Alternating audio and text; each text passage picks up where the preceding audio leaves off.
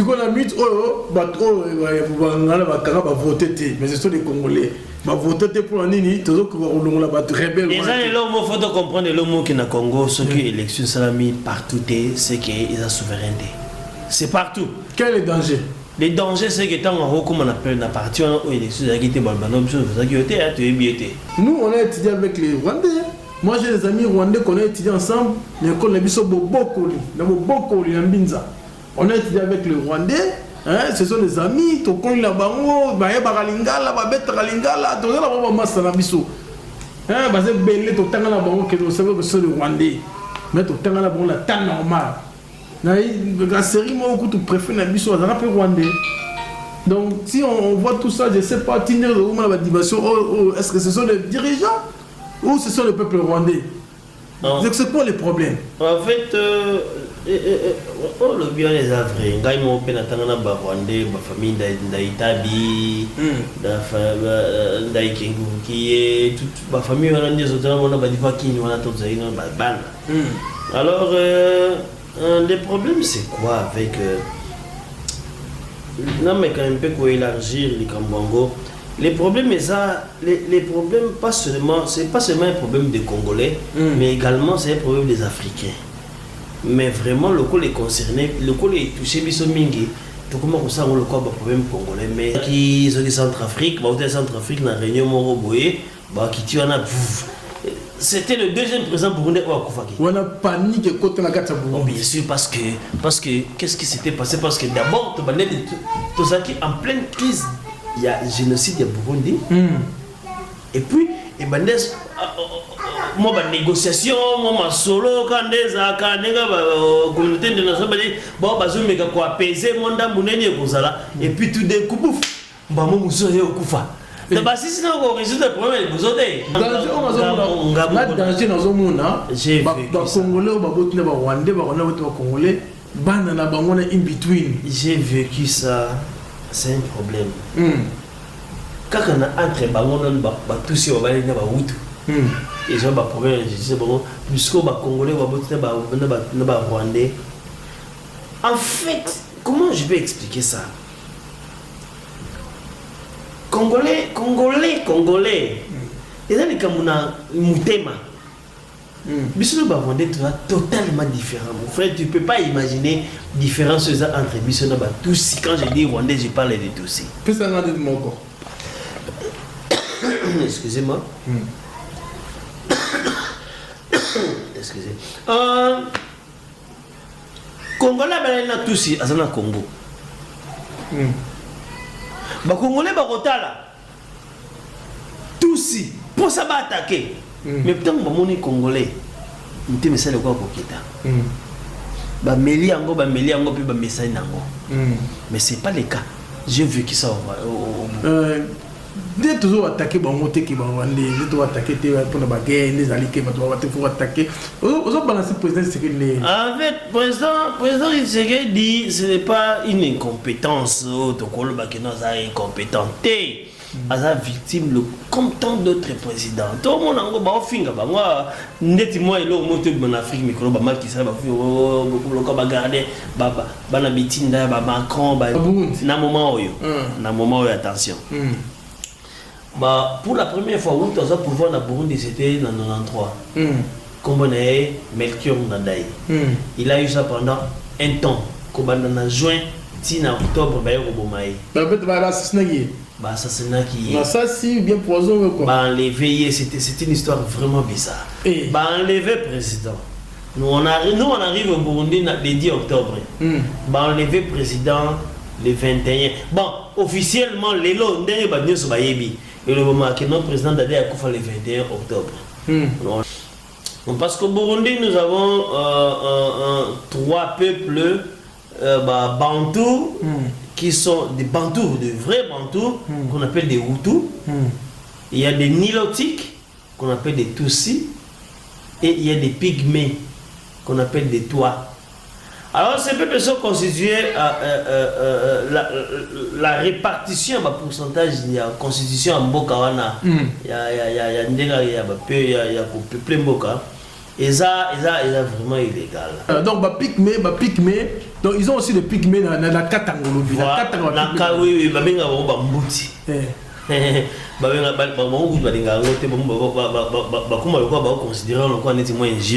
pas d'accord, mais Bambouti Bazali, na Katanga, na Bakota Kalemi, Bakasongo, kuna place Bambouti Bazali, parce que Katanga est un monnaie makasi. Yeah. Alors, Burundi n'a pas de pygmée bango, ou babengi batois. Ça remonte de l'époque coloniale. Lorsque les Belges sont arrivés, même les Allemands, bazoa ki bango, bangonde ba place ki bango bozala likolo, boni bozana ba ndenge bango balobaka. Qui non, c'est comme si vous raisonnez pour les kabaninga, alors bozala moi likolo. Mais personnellement, je ne pense pas que Batrouvaki, que tous si Baza plus intelligent que Baninga, ils ont voulu simplement protéger une race qui était minorité. Maintenant, tous on se pose la question. Et puis, dans Burundi, c'est tout à fait normal que dans Rwanda, les Congolais va bien parce que dans Burundi, le président est Tutsi. Les Tutsis n'ont fait que. Parce que. C'est le président qui est Tutsi. Oui, en fait, depuis l'indépendance. Président Michombero a tiré du président Bagaza a tiré du président Bouyoya, Bango Misatu wana nyonso batusi, et pas seulement Baza batusi, mais de la même province, qu'on appelle Bururi, cette province royale, Barwa nyonso, pour ne pas dire tout. Regarde l'espèce wana donc en disant. 3 caractères pour consommer sur les 27 espèces de poissons. Mais il y a des endroits qui exploitent là-bas, minéraux, en fait, gaz, banini, tout le monde. Non, je parle de lac Tanganyika. Non, pas de lac Kivu. Non, tu n'as pas de lac Kivu. Mais qu'est-ce qui s'est passé à la conférence? Il y a quelqu'un qui a alerté les services de sécurité, les services de renseignement à Burundi que non, la conférence, il faut faire attention pour checker bien. Et là, au moins, ils ont clarté dans la carte. Bon, mais qui peut être là? Dans la conférence, il y avait beaucoup d'invités. Il y avait plus de 3000 invités où il fallait participer. Il fallait participer à la conférence. Il y a Bassi, tout ça. Dans Burundi. Mais à leur grande surprise, ils se sont rendus compte que 3000 personnes déjà étaient sur place. 3000 personnes étaient sur place pour la conférence. Et ces 3000 personnes-là font partie de l'armée rwandaise.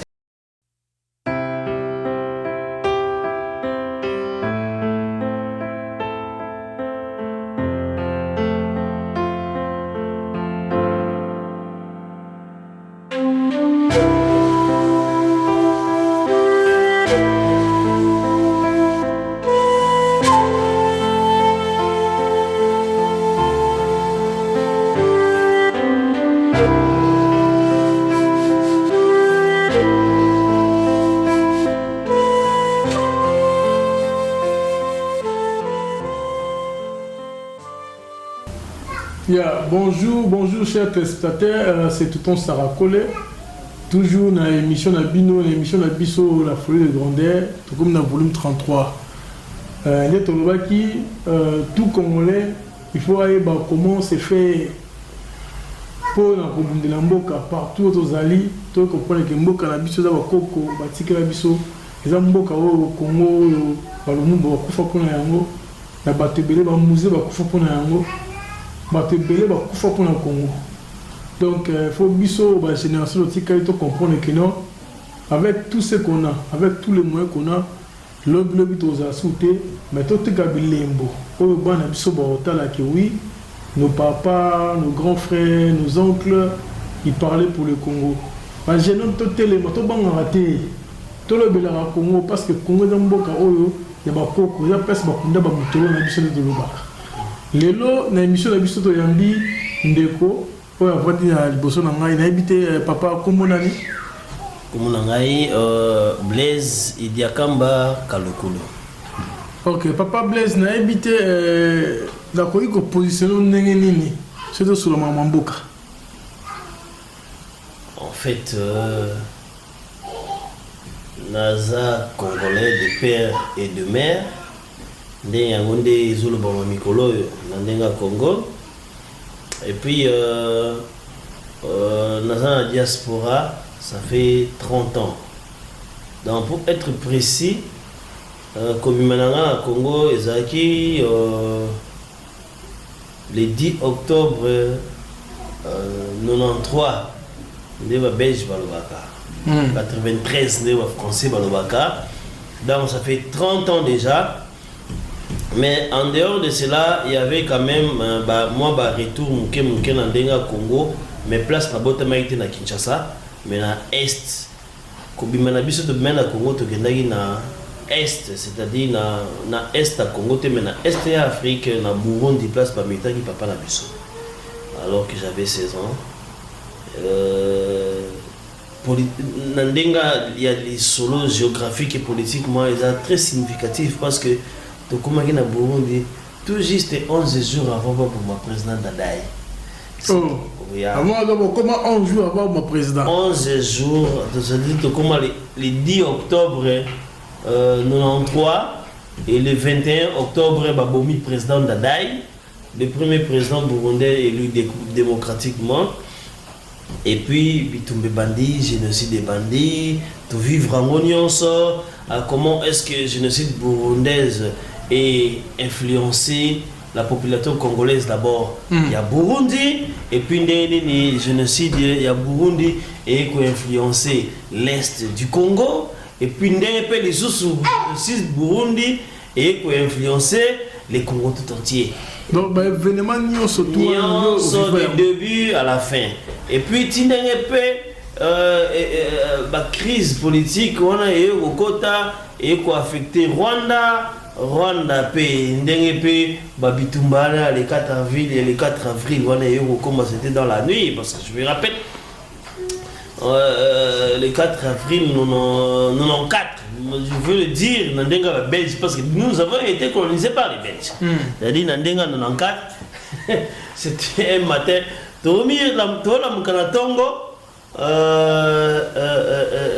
père âgé, papa ce service, Baboui président.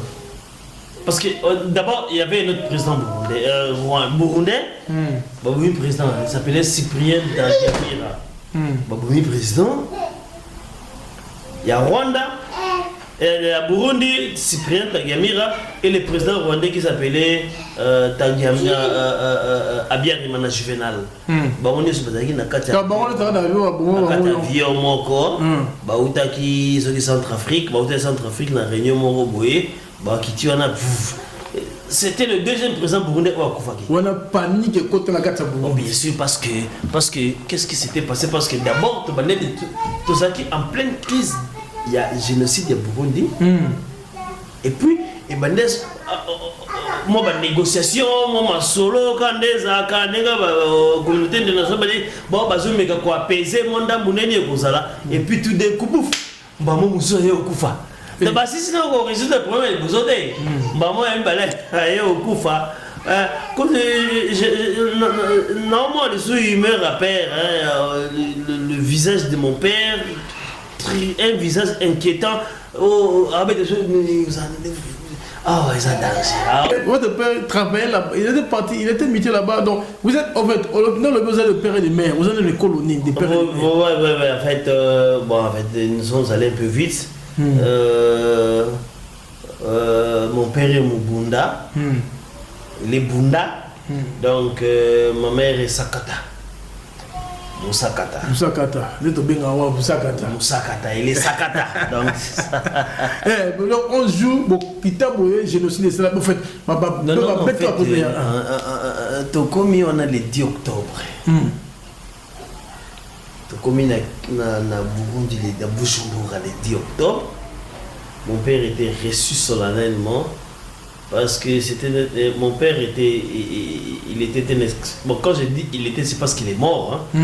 À Zalaki, expert dans le bloc informatique. C'est vraiment un expert dans le bloc informatique. Il était un ingénieur à l'époque. Aujourd'hui, tout le monde Microsoft.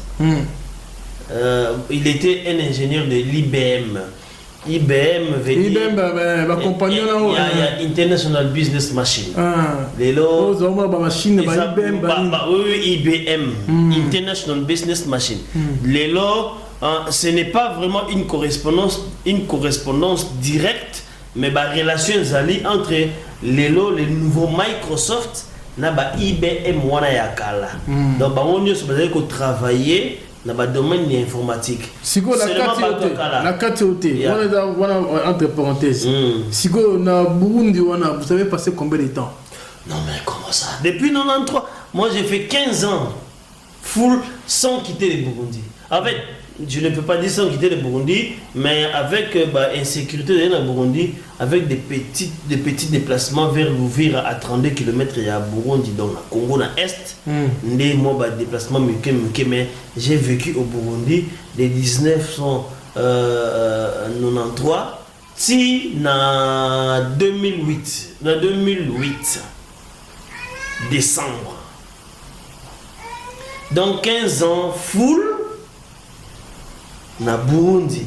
Mais à part cela, dans le 2008 on a décembre. Kobibalanga ni bande yega ko menete ke Bukavu manini, mais base yega Burundi na Ozonga. Donc vous avez étudié là-bas, vous avez fait tout ça. Je suis arrivé au Burundi, j'étais en 4e année. Et heureusement pour nous, il y avait une école congolaise avec un programme congolais au Totangelaki. Na Burundi, j'ai terminé, j'ai eu mon diplôme d'état au Burundi à l'école congolaise en face de l'ambassade du Congo. École congolaise, ça veut dire ambassade du Congo. Nous sommes de la dernière promotion en Zaïre. C'était parce que j'ai présenté en 96 et puis nos diplômes sont arrivés à l'époque à RDC. Mais la présentation c'est en 96 Zaïre. Est-ce que les Burundais ce sont des Bantous? Oh, non, en fait, le Burundi est composé de deux peuples. Deux peuples, d'une manière générale, bien qu'il y ait trois. Je m'explique. Parce qu'au Burundi, nous avons trois peuples bantous, qui sont des bantous, des vrais bantous, qu'on appelle des Hutus. Il y a des Nilotiques, qu'on appelle des Tutsis, et il y a des Pygmées, qu'on appelle des toits. Alors ces peuples sont constitués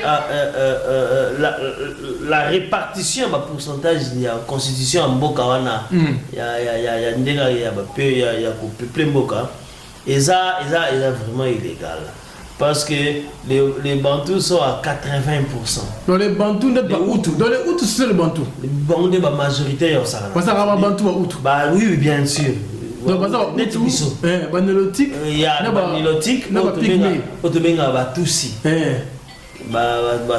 Bantous, ils sont entre 80 et 82% de la population. Na Burundi. Na Burundi, Nilotique, ils sont à 15% de la population. Et les toits, ou bien les pygmées, ils sont entre 2 ou 3%. Les pygmées sont comment? Ils sont les mélanges de Nilotique, Hutu, na Congo, tu as pygmées. Oui, en fait, historiquement, je ne sais pas place ni pygmées là-bas, parce que les pygmées sont dans la forêt équatoriale. En fait, connaissance nangai pour les pygmées, ils ont la classe. Ils étaient honnêtes pour vivre et mis nangai. Tanga ba on a classe que bazaba tout monde dans la forêt équatoriale. Alors si je peux situer la forêt équatoriale par rapport à Burundi, les Musika. Alors je comprends que non, les Pygmées ne sont pas seulement peuple de la forêt équatoriale, mais bazaba peuple moko boy qu'on retrouver un peu partout parce que dans Rwanda bazali, dans Burundi bazali aussi. Donc je ne sais pas exactement. Et là, on dit ça là que la Burundi bazala et que na Congo bazala musika na forêt. Mais baza pena musika te parce que même na Katanga bazali. Ba pygmée. Ba pygmée babenga ba mbuti. Ba mbuti. Ya. Ah donc na mona za connaissance générale vous parlez combien de langues? En fait les langues. Mounoko, parce que vous parlez historien ou bien non, je ne suis pas historien. Donc pygmée, donc ils ont aussi des pygmées dans la Katangolo. Oui, babenga bambuti. Babenga bango balinga ngote bakuma lokwa ba considérer lokwa neti mo injure mo mais pas d'accord mais bambuti bazali na Katanga na bakota Kalemi bakasongo kuna ba place ni bambuti bazali parce que Katanga eza munene makasi. Yeah. Alors Burundi na Rwanda pe bana ba pygmée na bango po babengi ba toi. Donc Rwanda pe bana ba pygmée. Ba Rwanda pe bana ba pygmée. Bengi bango ba toi. Mais tellement baza mouké, baza déconsidéré. Voilà. Quelle est la différence de vivre là bango ba pygmée na biso parce que ba pygmée biso vraiment me coussette. Vibra bazam bandé de la caca, je sais pas quelle est la différence entre ma pygmée et la pygmée à bango. Est-ce que morphologiquement parlant je préfère commencer par la ressemblance. La ressemblance entre ma pygmée et la bisognon, c'est ce que bango balinga ko vivre d'une manière retirée. Moi musika na batu. Même si vous allez dans la grande ville, pour rencontrer pygmée, ils ont moi passé. On a pygmée, on va qui la province, nous Bukavu, on va dire pygmée, vous pointez, vous parce que tout le monde. Voilà, donc même si tout le monde est pygmée, moi Miss Beauté parce que tout le monde a pas chaque jour vous vivre d'une manière solitaire mais Burundais quand même je peux quand même le féliciter parce que Burundais les gars quand même qu'on valoriser dans le sens que ça me rend moi quitte l'assemblée peut-être quitte l'assemblée là-bas. Oui il y a un député pygmée à l'époque. Actuellement, on a habité il s'appelait comment? Non, je ne peux pas me souvenir de son nom.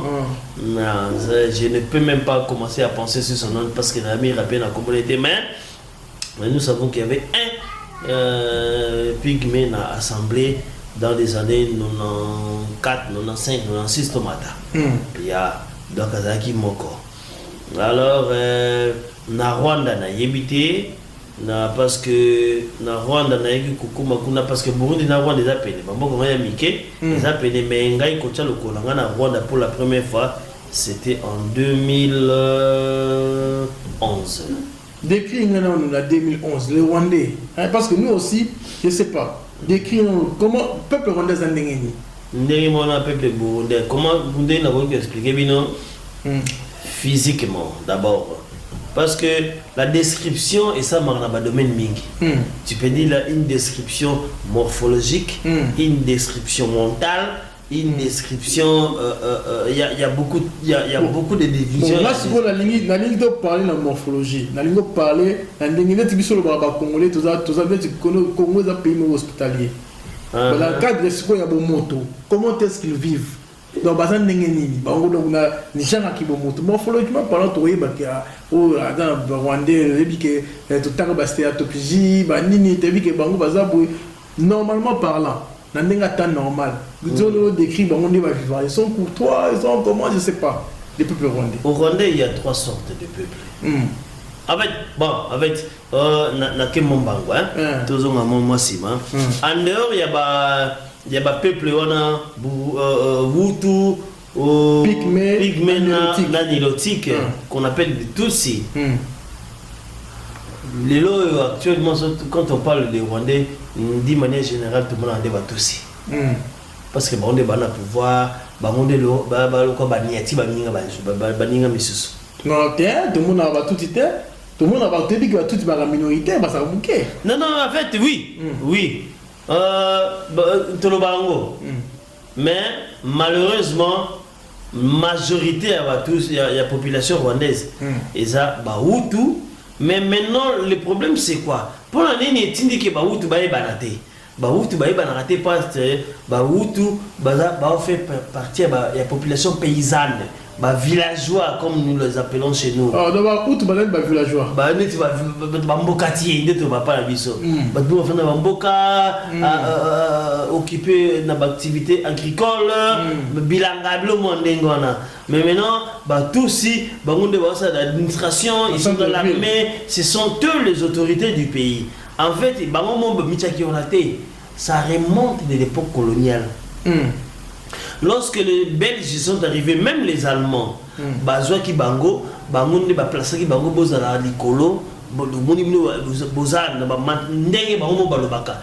Non, c'est comme si vous raisonnez pour les Kabaninga, alors Bozala moi Nicolo. Mais personnellement, je ne pense pas que Batrouvaki, que tous si Baza plus intelligent que Baninga, ils ont voulu simplement protéger une race qui était minoritaire.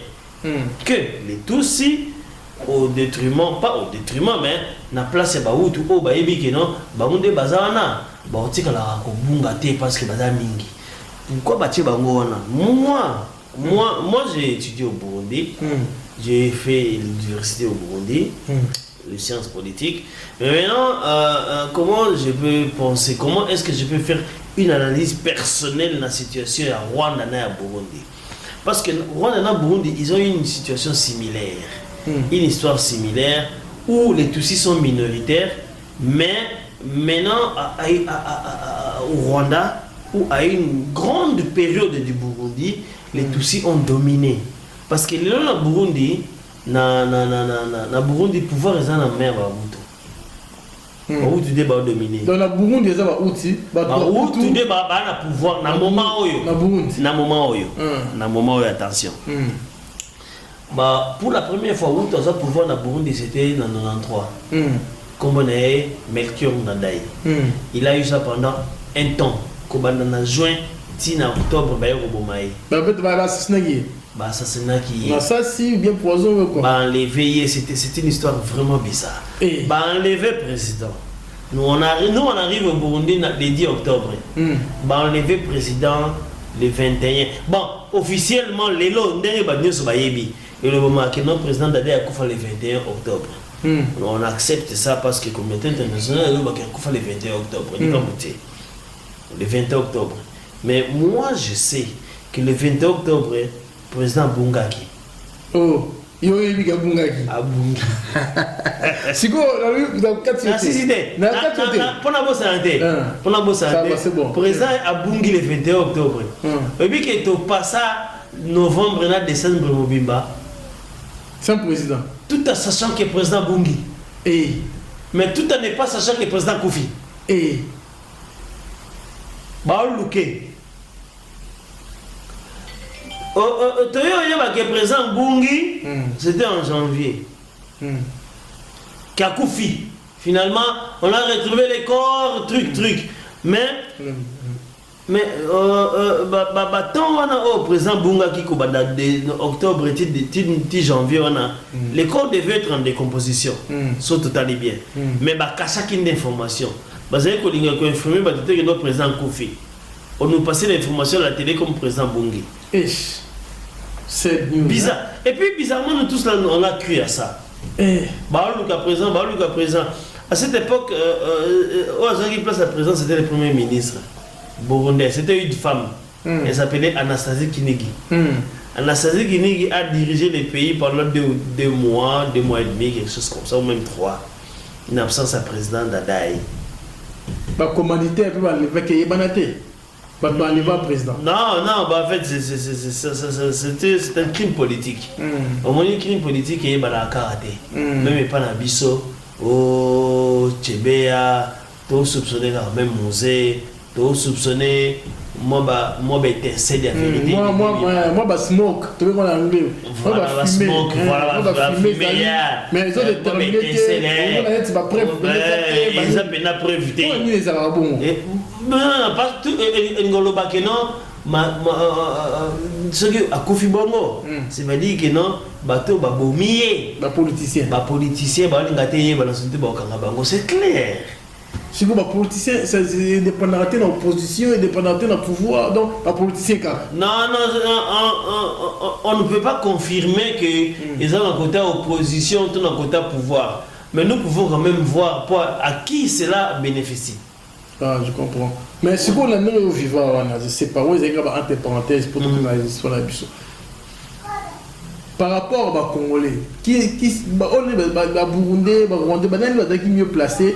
Il y a aussi par exemple l'échange que les Congolais bien construit comme ça, on a pas Et ce sont le Rwanda et le Burundi. Tout ça, on a vu bien. En fait, avant chute, il y a bien Rimana. Les Congolais étaient mieux au Rwanda qu'au Burundi. Parce que d'abord, le Rwanda était dirigé par un président Hutu qui est nélotique, plutôt un président Hutu qui est Bantou, qui c'est au bazar Congolais. Et puis en fait, le nélotique Abiyarimana qui est Hutu, Azaki plus ou moins moi nettement moins na mobo ya Mobutu. Il y a nettement moins na mobo ya Mobutu. Alors Congolais Azaki bien pris na Rwanda qui na Burundi parce que le président Azaki Hutu et puis Azaki lokola nettement Mobutu nettement parrain na notre président Feu Mobutu. Il était vraiment soutenu par le président Mobutu. Et puis c'est là même les rumeurs quand il était au Baka. Même quand il fallait prendre l'air avion pour voir si on l'avait interdit. Tika, tout ça, Zela, Mouké, Banini, mais bon, quand on regarde dans la politique, on peut s'offrir raison, on a pour presser, on a la banine, et puis voilà, à quel point on a été au coma. Mais bon, voilà, ça va les sondiers. Mais maintenant, tout ça, on a une question. Et puis, dans Burundi, c'est tout à fait normal que dans Rwanda, les Congolais vont bien parce que dans Burundi, le président est aussi. Les Tutsis n'ont fait que parce que c'est le président qui Tutsi. Oui, en fait, depuis l'indépendance, président Michombero a tiré du président Bagaza a tiré du président Bouyoya, Bango Misatu wana nyonso Batusi et pas seulement Baza Batusi, mais de la même province qu'on appelle Bururi.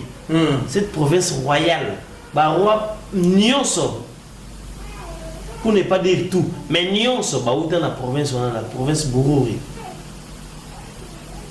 La province Bururi, le village de Rumongue, il y a le lac Tanganyika, lac Tanganyika, lac Tanganyika en grande. En fait, tu sais, l'appartenance d'un lac ou d'un océan, ils ont toujours une place Nini, ils ont Mingi. Il n'est pas toujours facile à trouver la source, place de Bandeli, mais place Nini, ils ont Mingi, des places de pays, au moins, place de mais ils ont Mingi dans le Congo. Voilà. C'est un peu comme le lac Kivu. La grande partie à lac Tanganyika est dans le Congo. La grande partie à lac Kivu est dans le Congo. Mais lac Tanganyika est touché quand même, est touché Burundi, est touché Tanzanie. Lac Kivu est touché Rwanda. Kaka. Parce que lac Kivu est penza à l'intérieur du Congo, mais tout le monde est dans la frontière de la côte est, qui est touché Rwanda. Mais est-ce que la carte Mukete, est-ce que les Congolais peuvent travailler au Rwanda? Lac Tanganyika, lac Kivu, si ceux qui ont exploité le lac Kivu, le lac Tanganyika, tu as occupé ma sous-sol. C'est-à-dire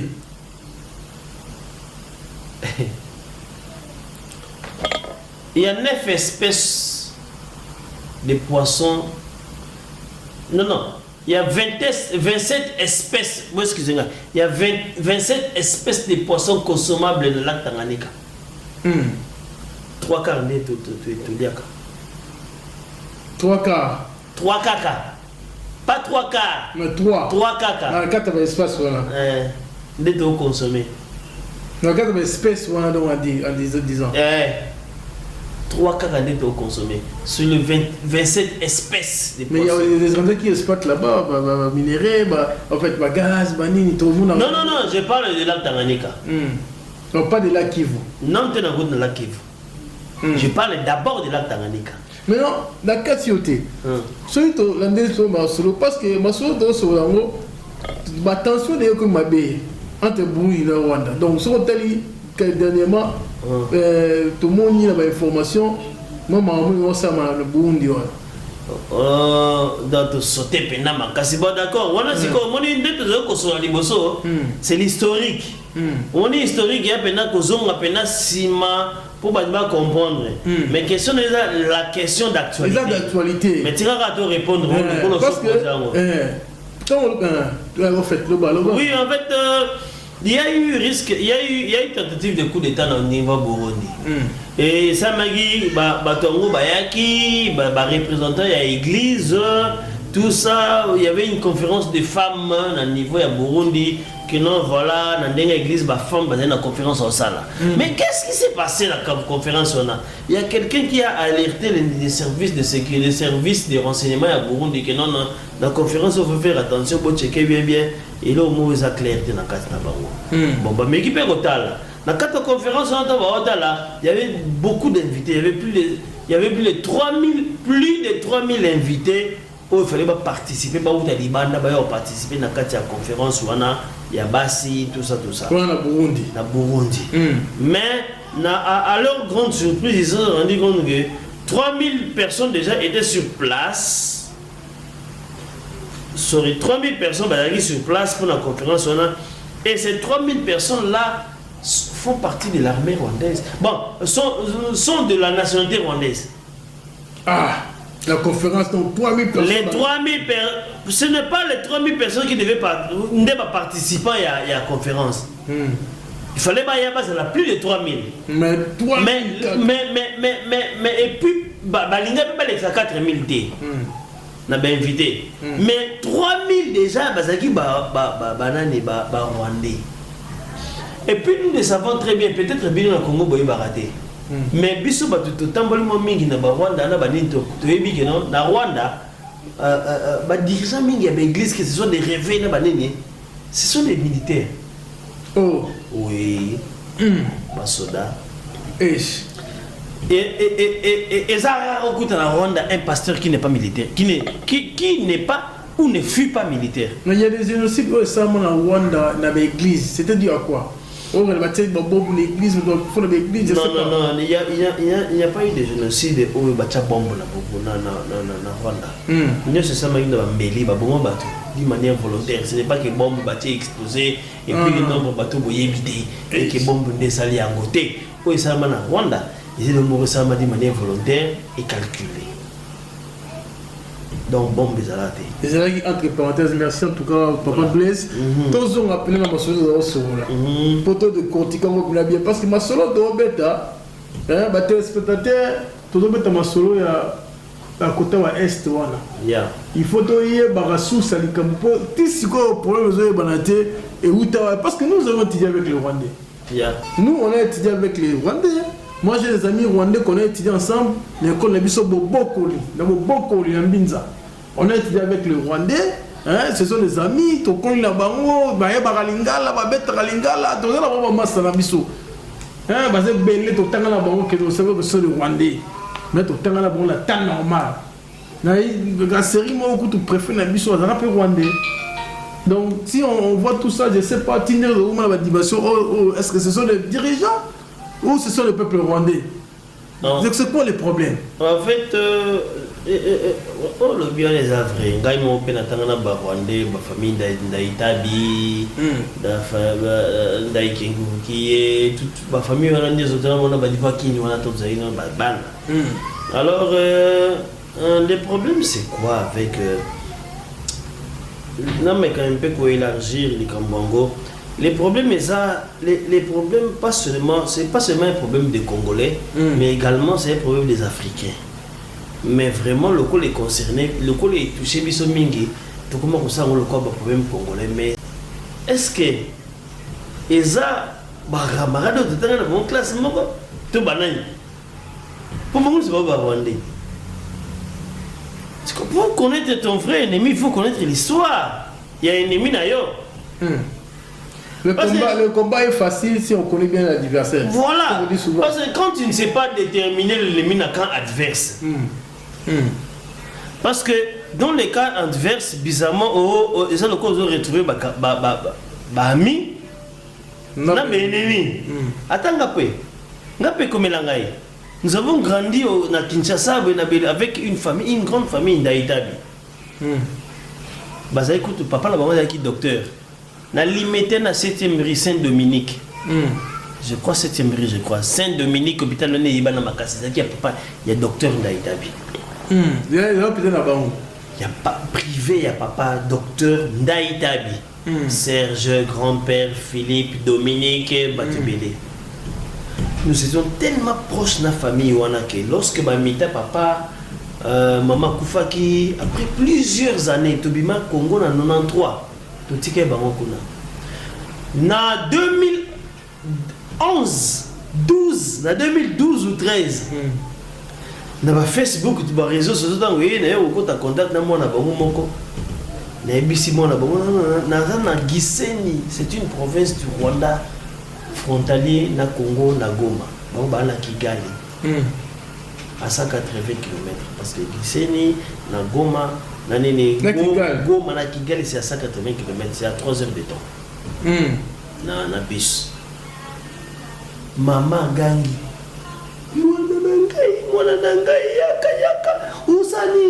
Avec la maman d'Aïtabi me voit na Gisenyi, ayebi ngai né grandi na Congo, amoni ngai na Gisenyi, dans sa tête, Ouyo, il est perdu parce que botama kuna te boyena boye. Amoi vous avez garé quoi. Place Osaka kazwa bus yaka mbala mona ndaku. C'est pas que yaka awa. Yaka mbala mona ndaku. Maman nazam sana Goma. Uzosani ni ko est-ce que yebi batu bona boy la maman s'est inquiétée atindi moi na emo ya wana na Gisenyi. Aya kota situation na ngane ezali. Moi je vois le cœur de cette de la maman. Au moins nangai. Ni moins ni plus. Quand je dis ni moins ni plus, c'est le Congolais te Rwandais te moi nangai. Na botami na miss na kol na miss na nyonso. D'ailleurs, je vous informe que maman nande a tongé la maman nanga la takita bakufaki. Shot, ils ont ce qu'on est. Sikoyo et puis naike oh wana na été sur na bengi ennemi. Na bengi ennemi te. Na bengi ennemi ennemi. Et pourtant, aza rwandaise. Mais na kati ya Rwanda, ba ennemi na ngai bazali. Maintenant, pour savoir qui sont tes ennemis, il faut maintenant connaître le peuple rwandais. C'est à ce moment-là que vous voyez ba ennemi. Alors, quand ce qu'on peut dans l'histoire du peuple rwandais, après les génocides, donc on comprend que non, le peuple rwandais était divisé en 3 groupes. Tu vas comment à 3? À 3 groupes. Baouta Ouganda. Baouba Bazaki na Rwanda Bafanda. Na Baouba na Congo. Donc il y a 3 groupes. Après génocide, en fait, quand je dis le peuple rwandais, je dis les Tutsis rwandais. J'exclus les Hutus parce que Hutus m'a déjà exclu. Parce qu'après génocide, voilà. Parce que tant que tous ils ont pouvoir, Kagame a pouvoir. Les Hutus étaient devenus sans effet. Étaient devenus comme des inutiles. Donc, le gouvernement de Rwanda. Nyonso du début à la fin. Nyonso, même ceux qui me retrouvé Hutu. Net-moi pion pour la cause appropriée internationale qu'il faudra baser quand même. La 4. Tout ça mélangé. Donc, il y a tout et tout. Mais baser en fonction de. Pour vous expliquer à quel point ce qu'on retrouvé Hutu na poste moko ya mon monene en fonction de. Regardez même la magistrature, la fonction, la présidence. Parce que tant que Baboumi nani ils ont mis un président Hutu. Nani, ce président-ci, comment on est nani. Voilà. C'était un président Hutu, Kagame est vice-président. Il y a le président Kimi a tiré pouvoir. Donc, un pion totalement, un inutile. Donc, à quel âge qu'on voit? Dans le moment où il a réfugié du Banda, un président de la République. Akima Libanda, Komone Goya. Étiquette. Étiquette, il y a un niveau moral. Mais c'est quoi le problème maintenant? Le problème c'est quoi? D'où vient le problème au biso de l'autre monde a que non, dans le Congo, biso pena ba Congolais, na ba Rwandais, surtout régime ya Kagame, na biso aussi mbaté. Bon, ça dit que Kabara Masoro ya Kagame et botte so un numéro boyo resalaté parce que tout le monde est azo ko racheter le ba Congolais par force. Bon, en fait, Kagame azawana un peu comme Mobutu. L'époque n'étant toujours bien les tout puissants parce que les rôles que Kagame fait au Congo actuellement c'est exactement les rôles que Mobutu avait fait dans l'Angola. Il a fait où? Envers l'Angola.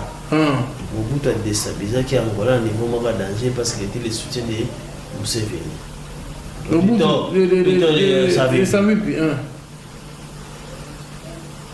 Donc c'est par rapport. Les peuples Angola, mais comment ils vont détruire les populations, ils vont détruire au moins rébellion au Tébonné parce que la rébellion ça vient maintenant en année 77. Il y a beaucoup fort à la musée. Plus de 20 ans, à peu près 30 ans, si on peut le dire. Plus de 20 ans. Maintenant. Savi peut être un président. Il était rebelle. C'est différent. Non, Savi était rebelle. Kagame Ndengazana et même les Rwandais haut placés, ils très bien qu'ils ne peuvent jamais tenir face à Congo. Toujours une simple logique. Nous sommes 90 millions de la population. Baza 8 ou plus 10 millions. Donc, pour dire que c'est à peu près le cas là, 9 personnes Baobunda contre Moutoumoko. Attends, yo Golbert. Vous maîtrisez au caca. Mais qu'est-ce qui arrive à ce que nous vous maîtriser Bangonde? C'est parce que la Simana Bango, Ndeka Balobaka. Ce que mon énorme de Mbouka, ça, mon Bangungu, Badini, c'est que maman n'a pas Simafandi. N'est mon Rwanda. C'est-à-dire que Simanaye, ils ont battu Bafanda Bavimbi. Bavimbi. Et que Batuana et ça occidentaux. Pour un nini, pour avoir minéré les pseudo, ils ont un Congo. D'ailleurs, prendre le minéraux aussi. Kaka, pour avoir minéré kaka. Nous soutenons, yango kaka. Richesse ni Rwanda basanango. Yom toza ba kwa. Ngai na fani na Rwanda 5 ans. Na fani na Burundi 15 ans. Le reste est dans Congo, Kenya, Bambo, Canadien, je connais. Comment tu as beaucoup déplacé comme ça? Pourquoi tu as beaucoup déplacé? En fait, déplacement, besoin de qui tente bien papa dans 93. Il était. Papa qui un diplomate international, tout ça, mais tu n'es au Koufa, on a 6 classe et puis Bango Bazongi, on l'a enterré à Kinshasa, on a na Burundi, mais déjà na Kolaki et puis bah voyage que donc continuer chemin na belé na continuer chemin na ngai na masolo na kati donc les Rwandais donc bango sko rendre ça na mona za muketi tout ça on a problème na bango te de manière générale tout ça on a problème na Rwandais de manière particulière.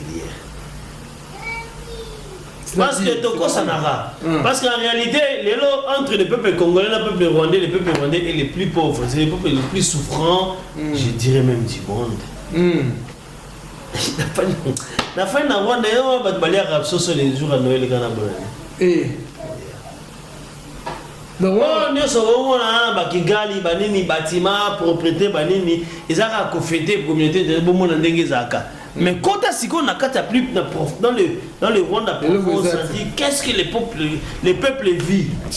Il y a danger. Je peux demander à des amis qu'on a besoin de vidéo, besoin d'interview, comprendre qui c'est là. C'est dans la fin de la province à Rwanda. Na Kigali, les 5 ans, on a le billet dans le village. Parce que la frontière na Rwanda. Na fandi na place où Bengi Giseni. Na quartier Wani Moudougou, mais il faut voir comment ça se passe. Maintenant, lui, c'est le monsieur, donc Kagame Mazara net Mboua Mouké. Ouais, bien sûr. Mais qu'est-ce que Kagame peut faire? Mais ata binomo na niveau moi ko mitu na raté mais azanani muno ko ne utaka wapi makasi ne utaka wapi ba buganga na zoka buganga na ba communauté internationale ba moni ba bloc no so wana ba Nations Unies wana mais bien sûr parce que ba minéraux za kuna il faut bazwa ba oti na ngonda mbukuna voilà pourquoi ça makele était mettons par exemple armée congolaise et côté beti banini bagangi mettons ba ça ngambona pourquoi ba lo baté parce que bazoli na sima c'est normal place yo zoli lo ko chama makele mais celui qui dérange le logo yo zoli ona il faut selon m'abattre si on n'est pas bon fait notre question mo yo déranger na mingi pour essayer congolais ba botina ba rwandais ba na botina congolais bana na bangona in between j'ai vécu ça c'est un problème quand on a entre bangona ba tous si on va aller ba wutu ils ont pas problème je sais bon jusqu'au ba congolais ba botina ba rwandais en fait comment je peux expliquer ça? Congolais. Et là, les Camerounais, Moutema. Bissou Bavondé, tu as totalement différent. Mon frère, tu ne peux pas imaginer différence entre Bissou et Toussi. Quand je dis Rwandais, je parle de Toussi. Qu'est-ce que ça a dit de mon corps? Excusez-moi. Excusez. Congolais, ben là Toussi, à la Congo. Ba Congolais bakotala Toussi pour ça va attaquer mais putain ba moni Congolais nté mesale quoi kokita ba meli yango puis ba mesale nango mais c'est pas le cas j'ai vécu ça au Burundi avant génocide bazaki na bango bien ba utu ba balana ba Toussi tout d'un coup génocide de Kota qu'est-ce qui s'est passé to commande ba quartier ba Toussi ba quartier ba utu oh tout ça Congo tcha le coloté oui ça y est voilà tu comment le niveau mon que non ça va maman qui non kotoyo séparé donc biso za mon te mandé de ba maman ba voilà séparé au coup par exemple non voilà papa tika na kinani rapaz kazaki tout si maman kena kanyo ça passe kazaki ou tout bana batali o basali ko ba kokana banani oh c'est le quoi qu'on a papa n'est-ce que tu as battu si à raconter na biso oh c'est le quoi qu'on a maman kota ba utu kena kota maman les familles se sont disloquées na ndenge wana mais si quoi pas te souhaiter voilà la biso je crois aux amis sur le bêta et historique pour toujours contaminer la masculine na la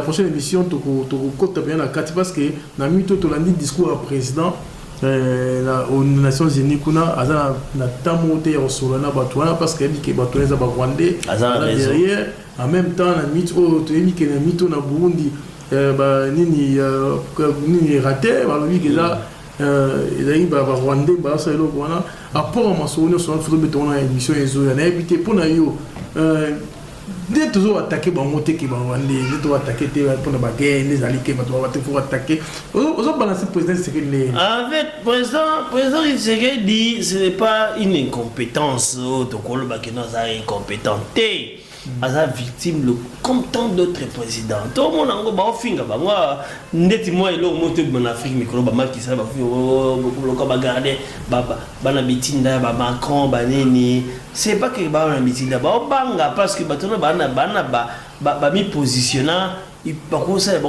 coup d'état n'importe quand ba blomo mabe et ils ont exclu le président Moroté africain et donc président Tshisekedi bien entendu il n'est pas à parmi Batouana.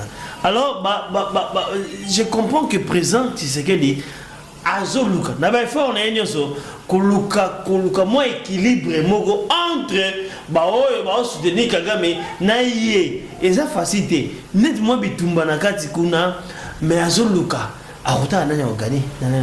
Mais il y aura les élections au Congo. Quand on doit bien un pays souverain, un pays où les limites n'ont pas dit ça. Ben, l'élection serait comme l'élection est comme attendre, on va voter. Qu'est-ce qu'on va dire?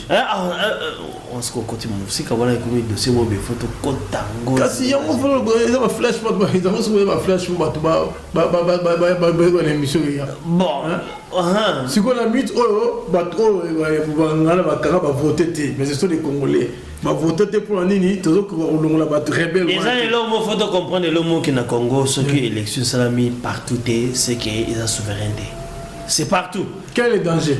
Le danger, c'est que tant qu'on appelle la partie, on a élection, le président ne sera pas souverain. Le président doit tout faire. N'a pas capacité, n'a pas capacité qui président de réunir tout un pays pour que l'élection soit partout, pour accommoder le cola qui non yende à Sali Bongo. En tout cas, merci présentateur. Donc cette émission parce que le time is money en anglais. Donc on est émission prochainement. En tout cas, merci de vous avoir. C'était Blaise. Blaise est un simple Congolais, mais il y a une historique qui a marqué parce qu'il a tout vécu dans Est.